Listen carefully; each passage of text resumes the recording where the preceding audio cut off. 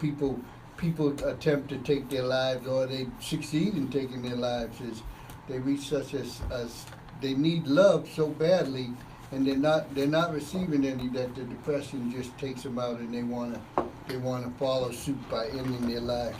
Well, a man on the roof of Union Station parking garage who was apparently distraught was safely taken into custody Monday night after a standoff with police that lasted nearly 3 hours. When was this? This was 7 p.m. yesterday. Yeah, damn. My son was telling me that too. Yep, the man appeared to come down off the ledge as police stood nearby behind an officer carrying a shield. Then officers closed in on the man, loud noises could be heard, and then the man appeared to go over the ledge of the roof. Onlookers gasped. Officers appeared to hold on to the man and brought him back safely. Great writing, great writing. They Yes. made that so dramatical right there. But onlookers guys, Oh, look at guys. That's it. Right. comical, but I don't think it's He great said writing. comical. I'm just saying, well, dramatic. It's usually not written in storybook form. Yeah, like pow. when they're like talking about comic what books. happened. Yeah. I would. So I would like to say, at a low point in my life, I contemplated that. I contemplated suicide, and I don't know what this person's. I don't know what this person was actually going through and thinking about, but I know at that point in time for me, it was change. It was for me. It was a point in time where I didn't want Something to. hit the ground. Yeah, something fell off. I didn't want to. It looked like an earring. I didn't want to strap up my bootstraps and deal with the change and get out of my comfort zone. And I was dragging a lot of my past along with me. Making excuses, putting a lot of stress on myself for things that happened in the past that I could not change. I just was really depressed. But it was a choice. I choose to keep the past with me. I chose to wake up and still focus on the negativity in the world, the negativity that has happened to me. And, like I said, at that point in time, I hit a low. I hit a real low. And, it felt like everything that was going on at that point in time in my life was I was the cause or the blame of it not going the way I wanted it to go.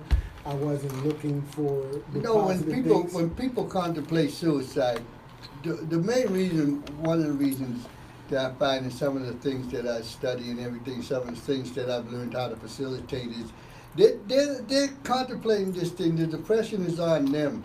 They've reached a state in their mind where they're at a loss. They don't know which way to go. They don't know which is up, which is down. The choices that they make, they're not researching the choices. They're not wanting the consequences of those choices. So they're starting to justify all their actions, but there's no real justification for it. So they reach a point where the extreme starts to be the normal, and the extreme is in the. I hope for this guy that he gets some help. For the extreme was to go and do something sensational, something that look at me.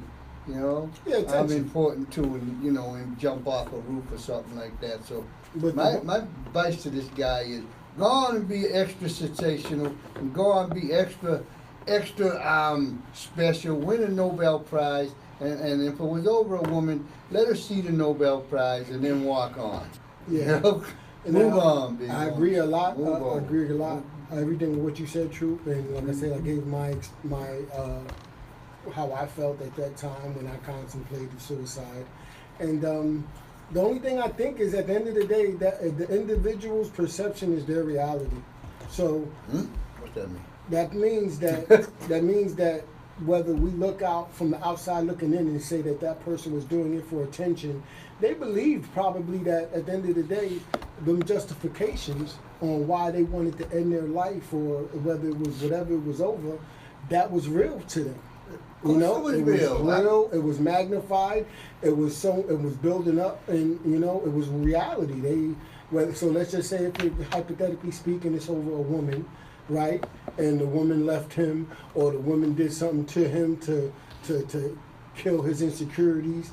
He really felt that way, and he really, couldn't handle a woman, I guess a woman leaving him, or a woman, I don't know with all those speculation, but I'm sure 100% that it was very, very real, very, very painful, very, very personal to him, and it was all validated in his mind why he was going to commit suicide, or he wouldn't have been up there.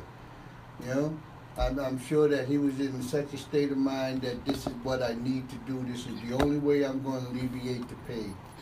Well, sometimes depression is all-consuming. It reminds me of like being in a, like how you have that wrap, that clear plastic wrap that you use to cover dishes and stuff. Imagine being wrapped around all that, your whole entire body wrapped. You can't move, you can't breathe, you can't do anything. You're just stuck. And sometimes depression makes you feel like that. It makes you feel like there's nothing you can, no matter what you try, no matter what you can do, no matter what you do, you can't get out of it. But you can get out of it, though. That's the thing. A lot of people with mental illness, they don't see a way for them to get out of it, but they can. I know in one country, they had assisted suicide. They're going to have it here. Yeah, I know they have assisted suicide here, but they had assisted suicide in another country because a woman was depressed. And since she couldn't get out of her depression, she wanted to take her own life, and they let her do it. Yeah, that's the problem with assisted suicide. I think the physician-assisted suicide, Yep. which should be coming up for a vote very shortly in the United States, is that what is depression is for, at least for me, you can't put a real marker on it. For what's depressing to you may not be nothing depressing to me. to someone else. Right, yeah. right. You know, so it's like, who's to say that you're depressed other than yourself? Mm-hmm. And now that you're saying you're depressed and I'm depressed, so I want to kill myself, obviously you're not in a rational state of mind. So how can an irrational person get a pill to kill themselves? That's it's kind of counterintuitive. It doesn't Yeah, make sense. it's kind of pushing them in the direction that they want to go in, which is not even, rational. So I get it. It doesn't make sense at all. Yeah. Even when I know they was doing it. What was it with that doctor who was prescribed, who was helping people?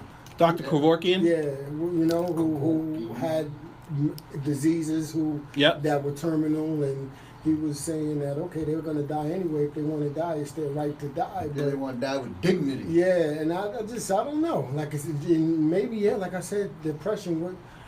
The whole point of that is to help someone, feed them information, or, I don't know. I just know it's real. Depression is real, and there's multiple ways to get out of depression. And I think the key thing for me is a choice. It's a real choice. So if you telling me that it's like doing drugs. So if you're telling me at the end of the day that everyone's doing drugs and nobody can stop doing it, you know what I mean? That everybody's addicted, and that addiction, you can't get out of it. Then I believe that at the end of the day, I'm just going to be a drug addict the rest of my life.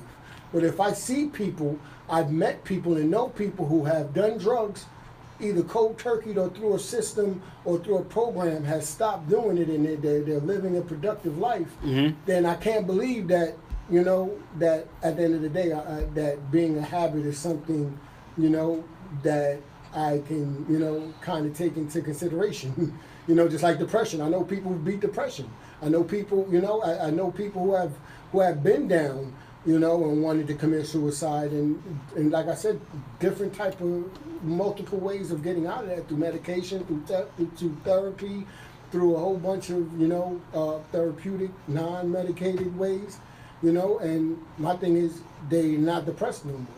You can see it in their lives. You can see it in them that they have chosen to, say, okay, I'm not going to allow this emotion to dictate and rule my life. I think there's people who live with depression, but I don't think people who have true depression are really just cured of it. Like it's just gone. No, it's not cured. It's they're just able to cope. Coping. They cope with it. Yep. Coping mechanisms. Yeah. Yeah. Definitely. Yeah. So hopefully this guy finds his coping mechanism, whatever it is that caused him to want to jump. I hope he gets the help that he needs. Obviously, he has mental issues, so Yeah. there's. Right. like I said, I don't understand depression myself. I really don't. For you to get on top of a building in a thunderstorm, in a rainstorm, to get and try to jump, there's to be some serious life problems or a real issue mentally to want to go to a top of a roof and jump something off. that really has you upset. And I'd Yep. like to add on though, a good percentage. I don't know any one person that has depression and that's the only diagnosis that has them from acting out irrational. It's a lot of what do you call a dual diagnosis going on here. So along with that depression comes, anxiety, comes bipolar, comes schizophrenia. It's not just the person is depressed. OCD. Yeah, you got a lot of stuff that adds on to that depression. It ain't just one. What I mean by dual diagnosis is it's not just one mental illness going on. It's several at the same time, and sometimes one is higher than the other. And Well, especially when you're talking about medication, because I know a lot of medicated psychotropics, for mental health, they really mess with your mood. They really mess with your emotions to try to stabilize it to the point where I'm sure that there's a if whole you lot don't- of stuff yeah. like that. But like I said, for me, I don't understand it. I feel bad for the people that have That's depression in any form, whether they, and I hope that they're able to have people around them that can identify that they are acting outside of what they used to act out of and get them some help so that they don't end up doing things like, look at me, I'm, up on the roof because I need help. I hope there's people. Personally, I don't do it. I think I got the greatest. My thing, I think, is the greatest skill in the world that I got. I love everybody. yeah. And because I do that, I don't have to.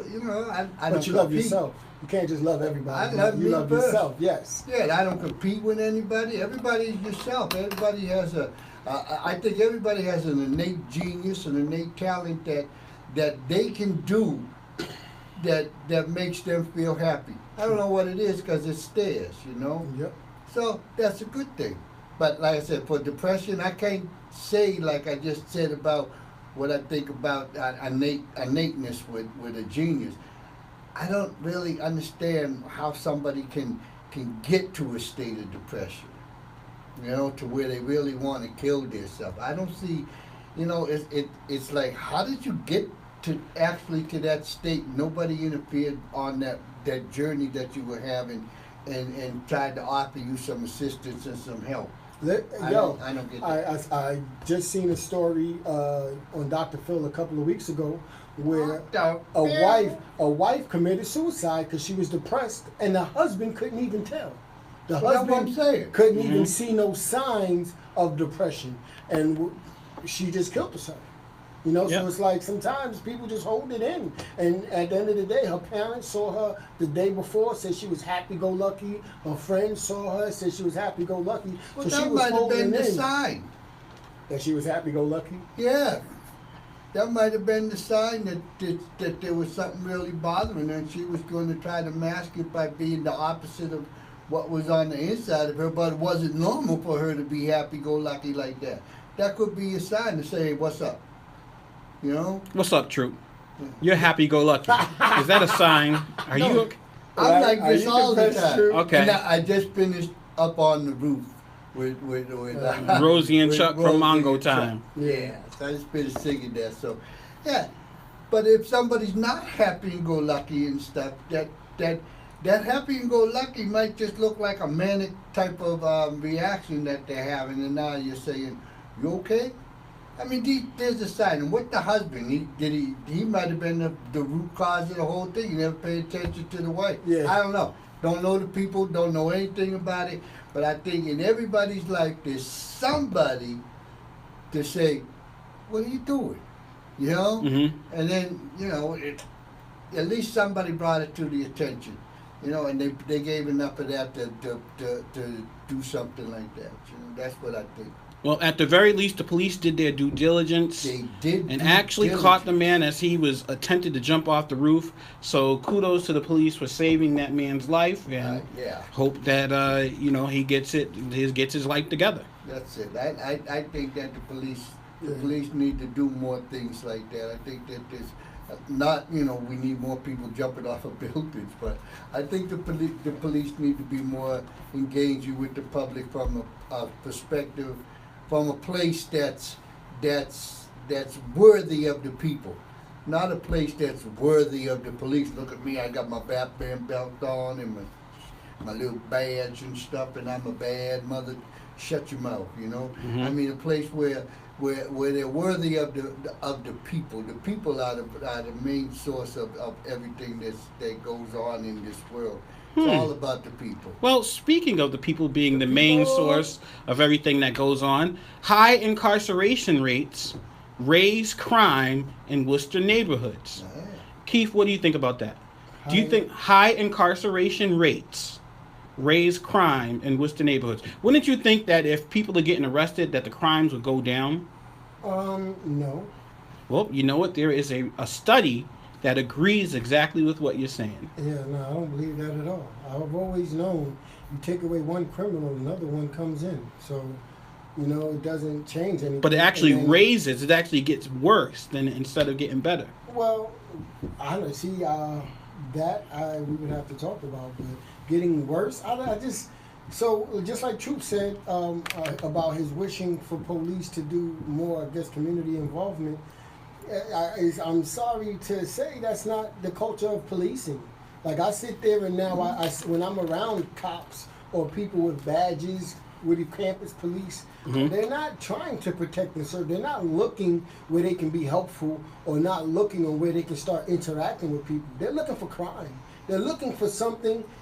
And just like my grandmother used to tell me, you're looking for it, you're going to find it, whether it's real or not. So they're always looking for something where they could possibly make quota, where they could write a ticket, lock somebody up for doing something that they don't even know what's really going on. So at the end of the day, they're too busy out there looking for the ticky-tack stuff that at the end of that I can see, some of the most heinous stuff happens. People get murdered. Heinous. People get killed.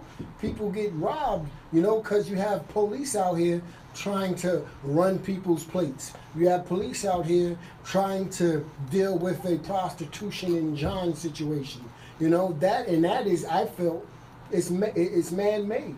They created that situation all by mental health, by closing the hospitals, by having a lot of people out here with mental health issues fending for themselves on the streets, by continually now, from what I've seen with my own eyes in court, letting the prostitutes go, having them go to drug court, coming right back out on Main Street, looking for Johns, and then locking these Johns up. So you understand, you have an unsolved serial murderer out here, unsolved crime. A guy once in a blue creeps his head out and snatches prostitutes up and murders them, and they find them somewhere out. That hasn't been solved yet, and it's been going on for 15 years now. They In haven't Worcester? found it. Yes. Oh.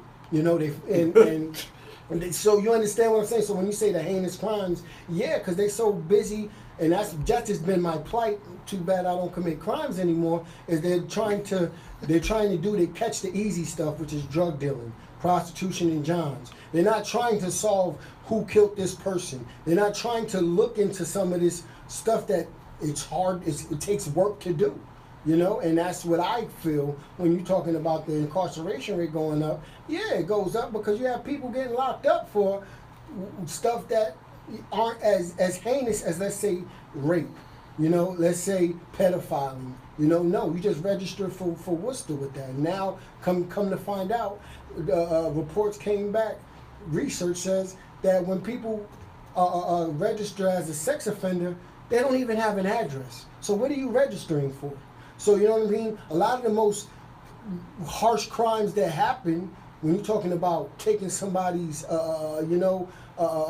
raping somebody, taking somebody's pride or whatever they got, or pedophiling, or murder, or robbing and extortion. No, because that's something that's, I guess, is being done in city hall. It's being done in the government. So it's something that's acceptable to do, is to be, a murderer or a thief.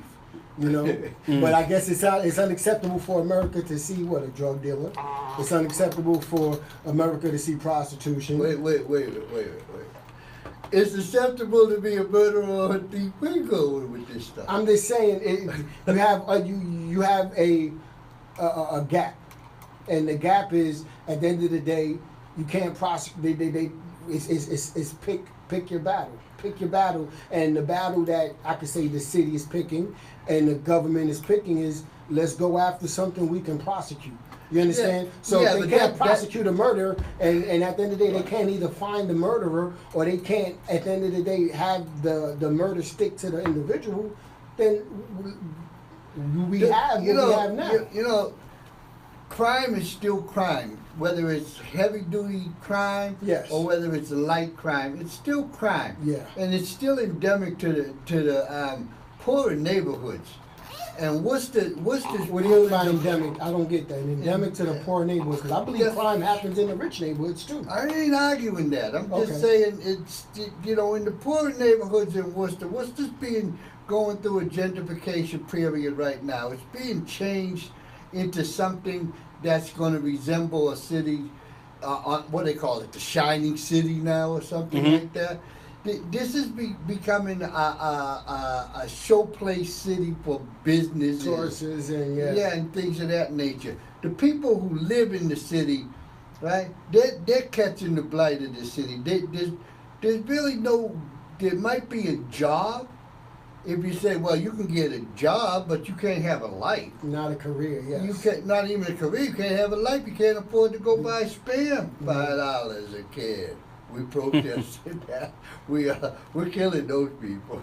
You know, it's like you can't hardly live within Worcester, and it's not finished yet. It's still working on that. You know, Worcester's an expensive city to live in now, and if you're just working and if you're addicted to drugs or you're not working at all, crime's available to you. That's your only means of living for some people. Women, prostitution and stuff, they know they're going to, you know, if they're really down and out and they're hurting from drugs, they're going to prostitute if they can do it. If they can catch some money on prostituting, they would. Some people out there might be panhandling because it's boring, they're bored, or they might be panhandling because they want to try to make a little money for whatever reason. Mainly the main reason out here in Worcester right now with the people that you see out on the street, I just passed like 50 people out on More the than street. 50, Chief, if you And I'm would like, count it. one was going down, and you could tell my man just finished shooting up. I don't know where he did it, but he was going down. He's going down. He's probably on the ground by now, you know. And it's like, you know, this is wrong. This is wrong.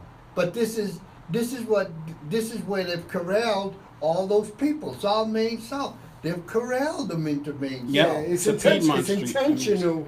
It's Yeah. intentional for that scene to be like that. That's all I'm saying. It's intentional to have this neighborhood, which is deemed as, what do you call it, ground zero, if you ask me. So it's like high crime. It's high crime, high drugs, high everything. To be Yeah, truthful, all the social it's ills intentional for it to be like that. being moved in towards Main. That doesn't mean that. It's been like that though. Yeah, it's going to change though, because that's the last phase of gentrification. That's the last phase of the redevelopment that's going to take place. So they're going to go in there and everything, and they got the marker. We're going to better the city. Yeah, they we're going to got improve already, the city.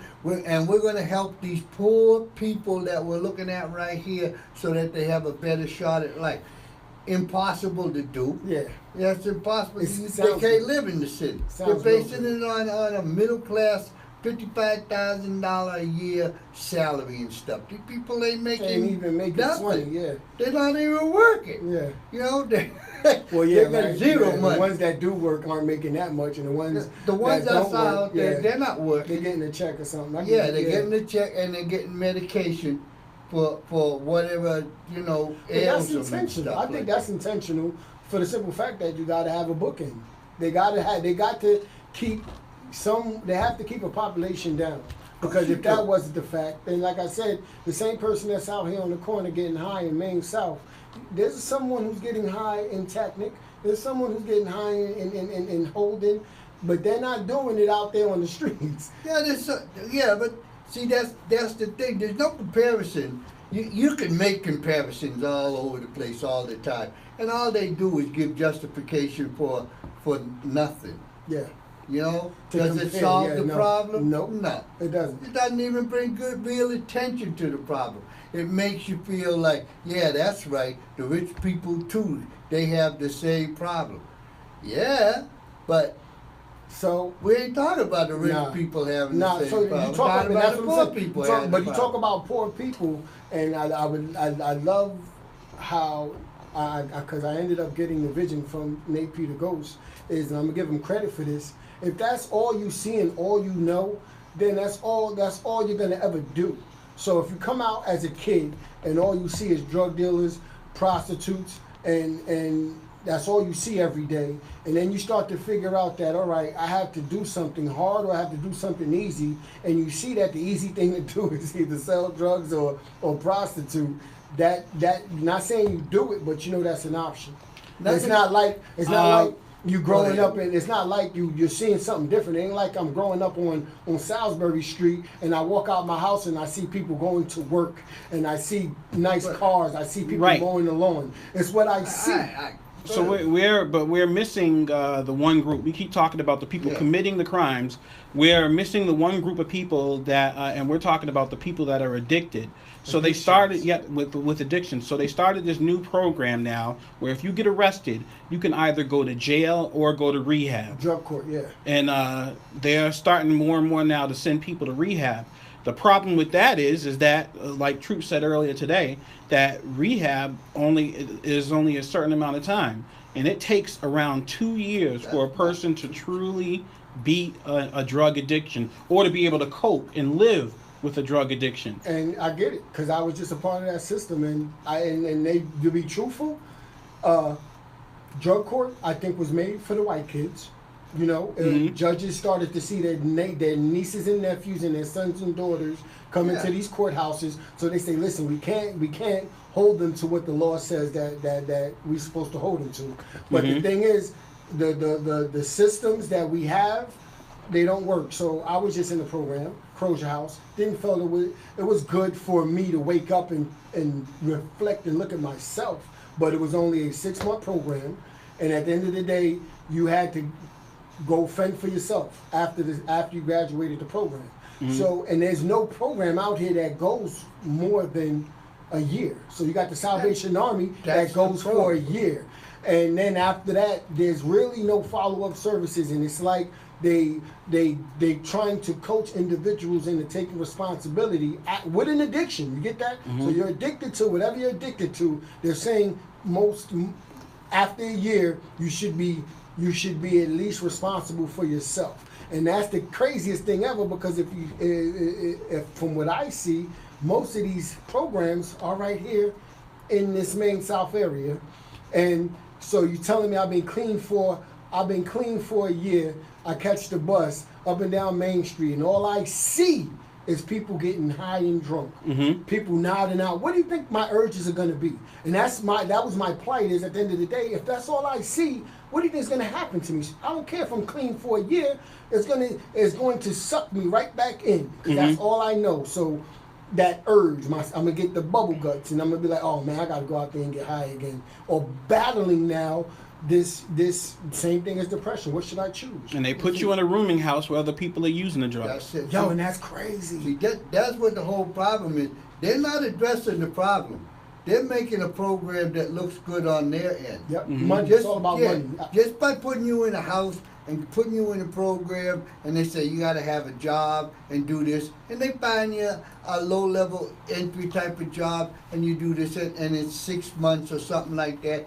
And if you had no base before that, you're not going to succeed. No. You don't know what to do. You really don't want to work in that job. You worked in that job before you became addicted. Yeah, it's you didn't like it. Yeah, didn't like it then. Why do I like it now? It's like, nah. So they need a 2-year program where they develop the character of the person. Part of that program has to be identifying so the person can identify who they are, what they like to do.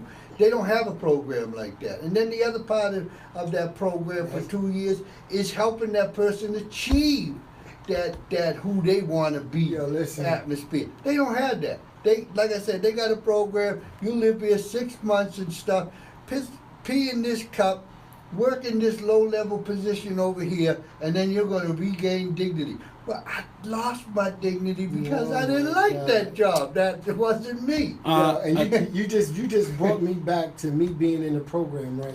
Right. And because at the end of the day, I thank God for you, man. I thank God for you. I thank God for all the people that's been in my life. Because if it wasn't for you and certain people in my life that has said and done certain things, so the program I went to was more of give up your self-will. We're going to tell you what to do, Exactly. how to do it, go to these meetings, do the 12-step program, get a sponsor. And I'm like, okay, we're reading out of a big book that was created in 1940. A lot of this stuff from old school that they're trying to introduce to the younger generation to kind of deal with their addiction, and it doesn't work. They're right back out there. They don't want to deal with their stuff. And it was like, if it wasn't for some of the things that I've heard from you out of your mouth that made sense to me, I wouldn't want to change. I didn't want to change. I didn't know how to change. It was what I wanted and what I thought I knew. And, come to find out I wasn't that important. So that's why I say thank God for you, because it wasn't just me going to that program that helped. Because to be truthful, no stone at the Crozier house, but it was it was addicts helping addicts. And what do? People want attention. So you put an addict in a position of power now to be staff. What are they going to do? They're going to demand attention. It wasn't really helping us. They were trying to tell us what they thought we needed to do, and it was like, what? Go do this? We did it already. We're looking for something different. And like I said, that's why I feel like drug court was made, because a lot of these white people in the city, they know that's the end game. Are you saying drug court or drug core? Drug court. So Okay. drug court now will get you in a program. Or get you in a program like I was in. And it'll help you. They will throw out your charges, so when people get in trouble, that's what they're doing. So not saying that they're not addicted, they're addicted, but now they're getting in trouble and know how. This is an escape route to get out of trouble. This is, you feel me? Let me go now to this program, 6-month program. Even though I went through it 2, 3, 4 times, I've been in a lot of the people that I was in the program with, it wasn't their first time, second, third, or fourth time either going through programs. So it's like the recovery community is becoming now a cash cow. Because now you have Spectrum, you have AdCare, you have a bunch of institutions that deal with disseminating medication for addictions, that deal with therapists, that are now being able to get funds from the government, from the city and the state, that are saying, listen, this is what we're doing, this is how we're helping, but it's no help. It's not really helping. It's not, so and they say at the end of the day, for every addict, the percentages are slim, It's like 1 out of every 11 addict is going to be alive, pretty much. But so that's the problem. But the solution is money, and unfortunately, $25 million. No, right? They're getting money for 6 months, but if you need 2 years, or you need even longer for your recovery, the money's not there. $25 million went to the Worcester jail and the housing, not the housing authority, Worcester jail, the public house of corrections. $25 million went to that. That $25 million could be used for people. I've been waiting to break this one though. So when I was in shout out to Everyday Miracle, because that is the most best place I think in Worcester to try to start your recovery process is Everyday Miracles. But I had went to something Worcester PD and AIDS Project Worcester was doing. Matter of fact, it was Department of Health. So it was Maddie Castile down there, and they had got, the crazy thing is, the Worcester Police Department and the Public Health got grant money to come to Worcester to help out addicts as first responders. So what they wanted was people who come from that community to help out first responders dealing with these people, because at the end of the day, and I've heard from legit people in official positions like police and fire departments, because they're the first responders when someone overdoses, that they treat them like trash. Like they look at them like they're better than or they're less than. You understand? So they were going to get people from the recovery community to be first responders. They got money, I think it was like $1 million to come to Worcester, and they still wanted the recovery community to volunteer for this position. So the money went to the police and Worcester and Worcester's Department of Public Health to pay them to go out and solicit volunteers to go be first responders. And I'm like, yo, this makes no sense, because they came in and did a song and dance about how, one, addicts needed jobs, how, one, they needed to be stable. They need something sustainable. But then you ask them to fill out a application for them to volunteer. I felt that was so hypocritical, and that's the politics of it. This is how we get our money. And listen, we want y'all addicts to do all the work. Yes, carry the for load. free. Yep. For free. And I'm like, yo, this doesn't make any sense. So there's a big pool of money out there for addiction, but the only way it comes in is through organizations that already have these pathways to get it, like Department of Public Health. So I'm like, yo, it was just hypocritical to have Department of Public Health, who knows there's an opioid epidemic. They host a lot of events to say, listen, we want the recovery community to volunteer to come do this, when we just got them, and they talked about it. We got $1 million grant to come in, but we want y'all to volunteer. And I'm like, yo, that doesn't make any sense to me. You see, that's you hit the root of the problem. That's all smoke and mirrors. That's all a mask. You know, because they're really saying we have no idea on how we can solve this problem. Begin to Right. put it down. Yeah, but look at here. Don't this look pretty? Look real pretty. We can do this real and that. pretty and stuff. And this is how people do things. You know, and you know they got to get it. They do everything like that. It's just like that. They start, and they start, and they start, and they start, and they start, and they start, and they never have a solution. They never go beyond the start. Nope. They have a lot of starts, a lot of books. They write books on the start. They write books on the problem. Research is done on the. I'm like, yo, what data collection on the problem. And in this part of the city, you got these many, and over here you got this kind of people who get involved in this and that. Well, when do you finally get around to solving the problem? They don't know how to solve the problem. And So- that's the crazy thing, because there is research and studies that have thriving towns that have changed their whole culture of addiction to now being a healthy community. So there is good stuff out there, but one, it Maybe. costs money, and Yeah. two, it costs some type of working together. That's the whole. It's going to cost money, and it's going to take a team effort to do that. And in the team effort that it's going to take to do it, there is no praise. No. You don't get glory in that team effort. You get results. But they don't want that. But now you're talking. That ain't Worcester. Worcester don't want results. No. So- Worcester wants the credit and the praise. So the question is, are they going to should they shut down these rooming houses, since they breed opioid use and prostitution, and these ones particularly on Oriot Street, right down the street from you? Should those be shut down? They won't be, because you follow the money, right? So rooming houses, rooming boards, they are directly in connection with, like I'm calling out these companies: Spectrum, AdCare, Community Health Link, places where addicts go to get help. They promise them 1 year of room and board, and they have these sober homes where they're able to get room and board. So you understand the funnel of money. So now you have this big company that's getting money from the government, the city, and the state, that's saying, listen, we're dealing with addicts, and we're giving what we call is acclimating them back into society. We're giving them a stipend for them to live for a whole year for free to get their life in order. But people are dying. Yes, Yes, people not only dying, they after a year they're still in the same position they was that first day they got the help, and it's not really doing nothing but making these organizations a what do you call it, the conduit, the middleman, to be able to get the addict and keep them going into that same vicious cycle. My idea for that thing is that, you know, where the people are overdosing. You know, right there. You got you're shouting out the numbers and stuff in the newspapers and on your social medias and all these things. You know where all this has happened. You're the police. Knock on the door.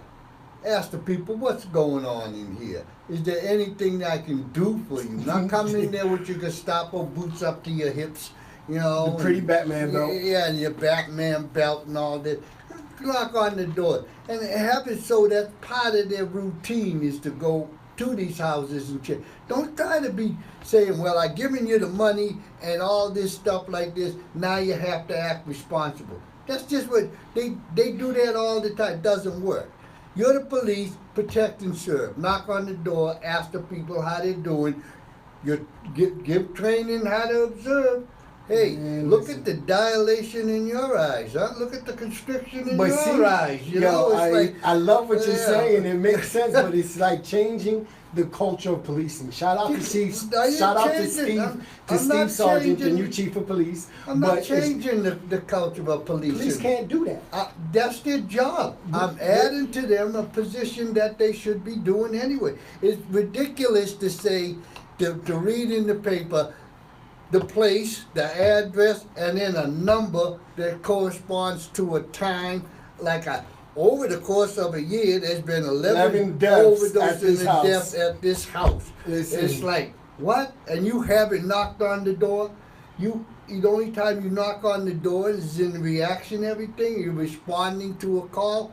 No, I'm not changing the policing. This is policing.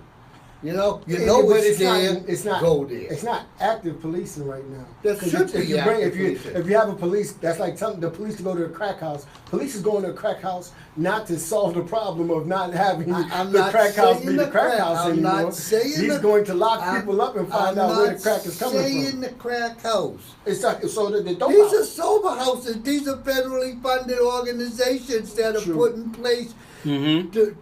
for to help the people. The rules and can they be got changed. 11 overdoses. And that's what I'm telling you. Sober And- houses are regular people who have their home and rent out their rooms to these agencies. This They're is the not- Orleans place down the street. Oriage, yeah, Oriage Street. And it's a sober house. That's It was good. listed in the Worcester Mag that one building on Oriade was listed as the 10 worst homes in Worcester that because of police has been called to it so many times. That's That's what I'm saying. the owner of the home doesn't even live in Of course America. not. But that's what I'm saying. We can point the fingers at why the problem exists. Yeah, we no, can but we're not point trying the to solve finger, it, no. and we can even put all kinds of funny little things to it and stuff like that. You know, and it's like police have been called too. That's what I'm saying is wrong. The police should be going there on a regular, scheduled visit all the time to monitor it. Those people haven't changed their ways. No. And it's like, just because you give them money and say, here, you live here free, act responsible, doesn't work. It does. It's just like when they used to have welfare. A 13-year-old girl gets pregnant. Poor little girl. The 13-year-old girl gives birth at 14. You're a woman now. Yeah. It doesn't work. Listen, You know, that's the same thing Yeah. with this police. It doesn't work. They have to be proactive in this kind of thing to get some kind of results. And there's no guaranteed results that'll work. But it's a bigger chance It's a that bigger that chance will that'll work than I responded. Yeah, But but I you think did. it's like I said, the culture I'm assuming is that let's arrest our way out of this problem. You know, they're not trying to really solve the problem. They're trying to say, listen, we gotta. The more people we lock up, that's why you just said it. The numbers is going up and the crime is getting worse and worse because they're saying. I can understand that because you can't validate the federal program without numbers. Yep. And if you're helping somebody, they're not arresting them. If you're helping somebody, they're not overdosing. If you're helping somebody, you don't have the number. Yep. I understand that, but it's like, where do you draw the line between, are you going to do something morally right that you know is right, or are you going to do something because you need the number? I mean, that's the whole gist of the whole thing. Which one are you going to do? Both of them are acceptable. There is no real moral right. It depends upon what society you live in. Then you're going to have to call the society that you're living in, or working in or anything, the lowest level of society that exists, because I'm just going after the numbers. And Oriad is that place. Yeah, exactly. It's a lot of other places like that in Worcester, that I specifically know about. That at the end of the day, you say they're sober homes, but no, they're called now wet homes because I'm talking about they call them wet homes because they're not what they call dry sober homes, which meaning that you get piss test, you have to be actually sober and go through a ritual to make sure that you're sober. They call it wet homes. Then they're ridiculous. Yes. And this is where a lot of the trafficking happens. This is where a lot of, the overdoses happen, a lot of the drug, and there's a lot of them around here. I'm trying to tell you, last I looked, the Community Health Link had about 40, 50, up to 80 properties in Worcester that they have what you call residential programs in. Right, but some of the worst neighborhoods, though, Yeah. are in the main South area, the worst neighborhoods in the city. And, I was about to say Piedmont Street. You got Vernon Hill. You have, Yep. I'm trying to tell you, you have homes out there in Vernon. You have and like I said, you got homes close to Park Ave. You have homes on the other side of Park Ave. You got what is it, Webster Square. But the surrounding areas, are even on Main South. Yeah, but like I said, that Main South, I think, is intentional. I think, Well, yeah, because they're closed. The gentrification is closed. they're making sure that it looks like that, so they can, like I said, arrest their way out the problem. They're making sure it looks like that, so they can arrest the John, so they can arrest the drug trafficker or the drug dealer, or the drug user, or they can get a lead to start doing, like I said, some of this numbers stuff, because you have a lot of. You're absolutely correct, and that's how it appears. And I think I always thought it appeared like that because they don't go into the bar rooms and arrest the judge. Nope. Was having sex with somebody inside the bathroom in the place. In the bar, yeah. In the bar, but they don't arrest them. Oh no, not them, because they're not a blight on the city. Yeah, They're contained. Yes, they're inside the bathroom, inside the bar. Thank you. It's like, you're correct in that. And gentrification needs to have the evil, of course, so All that right, they thank can you say very we're much. going to make everything better. So they need to have the evil. Yeah, and I know they have to. That's like I say in the bookends. They gotta have it look like this if they want to continue to, Our favorite listener, Johnny, calls again, and he says that it's a great show, and he Thank you, John. he Thanks, says John. WTAG should listen to us and run the show in the same format that we run it. So, Oh, yeah, congratulations, listen, folks. Man, shouts out to them too. I just think at the end of the day, my man Polito, he talks too slow. He'll be like, so now this heroin epidemic, like he'll talk slow, and it's like get to the point, and then he'll not have a point. I don't even know them. Don't even know the point. he has a morning show. But the thing is, that's the crazy thing about this addiction problem. The addiction No, another problem, radio station. The addiction I problem. don't care about the little inferior radio stations. The solutions to the addiction problems are being solved by people who aren't addicted or people who have no history of drugs. So they're not once their 9 to 5 is over. over, they're driving out of Worcester. Yeah. Oh, we'll deal with this tomorrow.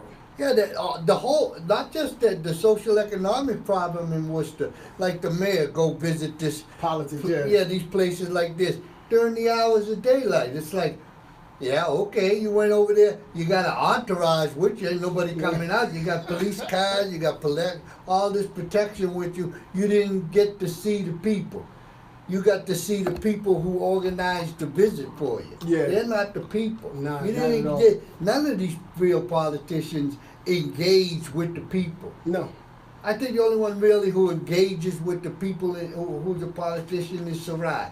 I think she engages with her constituency, the people that she represents. She knows them by name. Yeah. I don't think the other people know them by name. I don't think Gaffney. Dante Comparetto is starting. Dante's another one that knows the people by name. Yeah. I don't think the rest of people can identify who you are. No. They don't know the people that they're supposed to represent, and that's wrong. Because then you don't have the pulse of the people. You're not representing. You're not exactly. showing correct representation of these people. So all you politicians quit now, While you ahead, And right? we'll run the city from here. Don't worry about That's it. right. It's in good hands. Yeah, and it's the same good old boy system that's trying to, I guess, keep in framework the good old boy ideology and ideas. But this is a big city now, and this is a very diverse city. And it's like, you know, the forces that may be is keeping it still, dumbing it down from the political system to the way law enforcement to the criminal justice system, all that. Their plan will work beautifully, and if somebody really wants to be engaged within their plan, it'll take hard work on their part to get the tools they need to be able to do the work and reap the benefits. But if not, they're going to go outside. Their plan isn't for people. It's not a people-orientated plan. No. It's a structural-orientated Yes. plan that's going to bring money and wealth into the city. Yeah. But they'll make the city grow and become shiny, but it won't do anything For the people, no. You know, that's what's wrong with their plan. I noticed that several years ago. But it's been in effect for several years. Yeah, when the unions in the city tried to get together and Yeah. tried to talk about a lot of these construction jobs that were going on in Worcester, how come they weren't using the residents? And if you look at it now, all the construction that's being done in Worcester are being done by out-of-state companies that are bringing in their own people, and they're selling properties to them. They're the first. They're out not only outbidding other people from buying these properties, from foreclosures to a house that are listed. They're coming here, buying up these properties, and waiting for the neighborhood to change and then fix it up, you know, and say, listen, now we have a piece of this Massachusetts action. Yeah, they buy the property and sell it back to them. As soon as the gentrification starts to take hold, the property value goes It up. goes up. Yeah. Yep. You know, And then buy rents go cheap up. and sell high. It's basic economics. You know, That's why, I feel like the politics is crummy. As far as I watch Sons of Anarchy and I see how they run the small town politics. Yep. But I believe that the politics are crummy, and I love the ability to be, you know, individualistic, but being represented right. School system, same thing. You know, I think the school system is the same way as the politics. It's let's get these positions, let's get this money, but the voice of the whole is resounding. You know, is saying in a loud effort that we really don't care about y'all public. The school committee, I hope they start doing stuff, because I'm really mad at the school committee. Men of Color think tank, we were going to have an essay contest, you know, put it there. Will went to the school committee meeting and stuff like that. Mm-hmm. The essay contest for not the AP students, just for regular, this was the Men of Color think that we pay the bill. Here's the prize. We're going to pay the prize money and stuff. Yep. You got nothing to do. Just We'll get 'em in the critique school. this thing like this. It didn't happen. What kind of nonsense is that? We're trying community engagement. Didn't have any community engagement. It doesn't cost you anything. It's just something that's going to benefit the kids within the school. You know, the kids that's being Listen. overlooked and everything. And did it happen? No. It's They don't want how come it solution. didn't happen? They want more money for bad No, schools. it didn't That's what happen. I- It didn't happen because they got no real recognition from it. No. It's like, They what? wanted the You're going to credit. let the kids suffer now because you're not getting recognition from this here. I thought that was really mean. And not only that, when I went to that meeting, Joe Petty laughed at the whole idea of it. Yeah. How you going to do that? How Yeah, you going to listen. laugh at the idea? I pray for him, man. I pray for him. Pray I said, for him. I pray for him. That's Stone all him. you can do. And I pray that Stone they them don't all. get stoned, and I hope a stone does hit him. A stone of what do you call Stone it? 'em. Of good actions, That's of doing what we do. goodness. Because at the end of the day, let's just like I told my man Dante, you got to turn public school into charter schools. Because why are we keep on putting this tax dollars into a system that don't work? It doesn't make sense. The system is really broken. The system is hard. I understand that the public school system is really a system that benefits kids. Well, You fellas, know, and when- unfortunately, go ahead, finish. Okay, and once your kids grows and leave the public school system, you know, a lot of the interest go with it. Yeah. And that's the problem. All right, unfortunately, we've come to the end of Voice of the Voiceless. Do you guys want to give your shout outs real quick? I want to shout out to my lovely bride, Laura, my two scientists, Mason and Max. And I want to give a shout out to all special. I'll give them a big hoo-ah. Well, Yeah. shout out to, first and foremost, God, and then shout out to my wife, Darlene. Shout out to y'all. Shout out to being on this show. This show is definitely the best show in Worcester. You know, shouts out to, Voice of the Voiceless. Keep it real, Yeah. man. Keep And it real. all our listeners, yeah. All right. Ah! Everybody had that fun. Word. And when this So one might ask, over. what's the point of democracy now in community radio? Well, I democracy gotta have now you some keeps coffee. all I the gotta other go news to the media gym, on your too. toes. And community radio is the only radio outlet that you'll hear it. Heard Please you back? pledge what you Yeah, I can. got to packed. CUW. Oh, you got a pack? Thank you. Moving Yeah, when? Thank you. in Thank you. December. Thank December. you. Thank you. The Thank you. boxes are sitting there empty, waiting for some stuff to go in. Oh, or they no. just- Thank you. I'm You was kinda I got slow. ahead of the game. Like I got the books in boxes now. Yeah. Most of my house is full of books anyway. But now I got to do clothes and all them presents that people give me. It's like